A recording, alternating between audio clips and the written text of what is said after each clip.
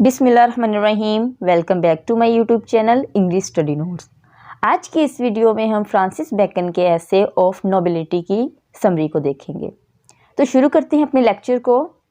In this एसे, इस एसे में bacon examines, bacon जायज़ा लेता है डिफरेंट एस्पेक्ट्स ऑफ नोबिलिटी, यानी मुख्तलिफ पहलुओं का शराफत के मुख्तलिफ पहलुओं का जायज़ा लेता है। He says that, वो कहता है कि nobility has a public and a private और personal quality। शराफत पब्लिक यानी अवामी और ज़ाती या निजी दोनों सतहों पर इस्तेमाल होती है। इन प्राइवेट और पर्सनल मैटर्स, ज़ाती या निजी मामलात में nobility keeps use of power in balance, यानी जो ताकत है उसके इस्तेमाल को मतवाज़न रखती है, यानी कि जब ज़ाती या निजी मामलात में ये ताकत के इस्तेमाल को मतवाज़न रखती है।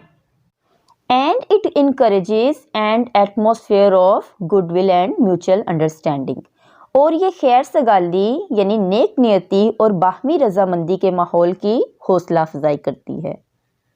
Nobility is equally needed in monarchy as well as in democracy, यानी शराफत की एक ही जैसी ज़रूरत बादशाहत में भी होती है और जमहूरियत में भी।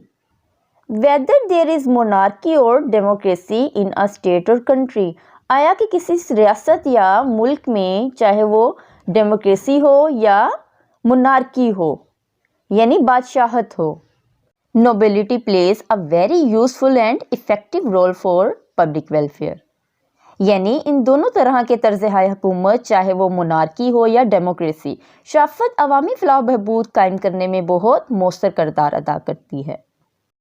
It keeps the power of a sovereign in balance, ये इक़्तिदार आला यानी हुक्मरानों की ताकत का तवाज़न भी रखती है।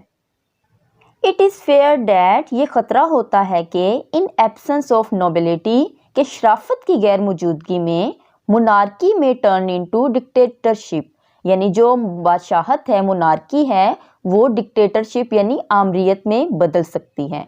डिक्टेटरशिप कहते हैं कि अपने ज़ोर पे, अपने ताकत के बलूते पर किसी मुल्क या रियासत पर हुकूमत करना।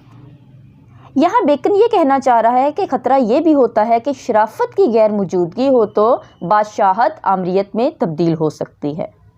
इन आ डेमोक्रेटिक स्टेट, जमहूरी हुकूमत में पीपल डू नॉट जज द पर्सनैलिटीज़, लोग शख्सियत को नहीं देखते ऑफ द रूलर्स, हुक्मरानों की, बट लेकिन देयर एक्शंस, लेकिन उनके एक्शंस को, उनके कामों को देखते हैं।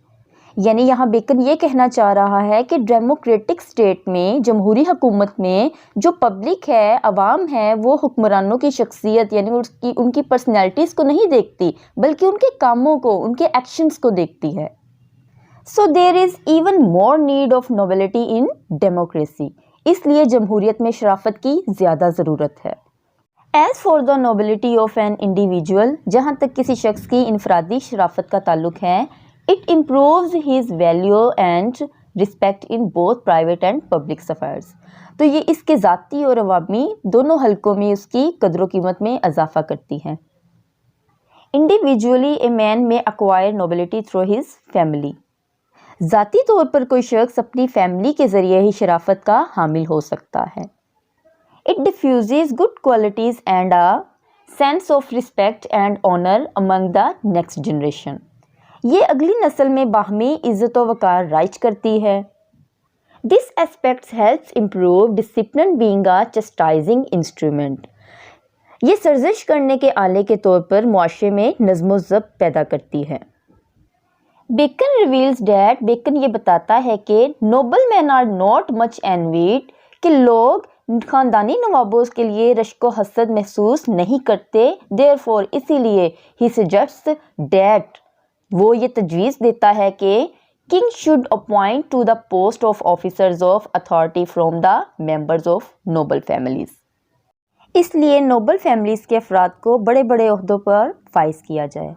It would keep balance of power, इस तरह ये ताकत का तवाज़न भी दुरुस्त होगा। And maintain law and order in the country, और मुल्क में अमन व अमान भी कायम रहेगा।